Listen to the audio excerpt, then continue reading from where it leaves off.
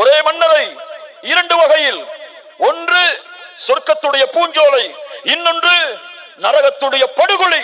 நல்லவர்கள் அடக்கம் செய்யப்படுவார்கள், வெள்ளை துணையில் சுற்றப்பட்டு மனிதர்கள் எல்லோரும், உறவினர்கள் எல்லோரும் கபரிலே அடக்கம் செய்து எமக்கு சலாம் கூறி பிரார்த்தனை செய்து கிளம்புவார்கள்.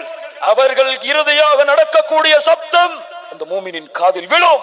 அவர்கள் விழுந்து அந்த இடத்தை விட்டு சென்றவுடன் இரண்டு மலக்குகள் வருவார்கள். உன் ரப்பு யார்? என் ரப்பு அல்லாஹ். உன் மார்க்கம் என்ன? தீனியல் இஸ்லாம். இந்த மனிதர் அனுப்பப்பட்டார், இந்த மனிதர் யார்? ரசூலுல்லாஹ். இந்த ஞானம் எப்படி கிடைத்தது? குர்ஆனை ஓதினேன், நம்பிக்கை கொண்டேன், உண்மைப்படுத்தினேன். இதுதான் உங்களுடைய ஈமானின் தரத்தை அளவிடக்கூடிய கேள்வி.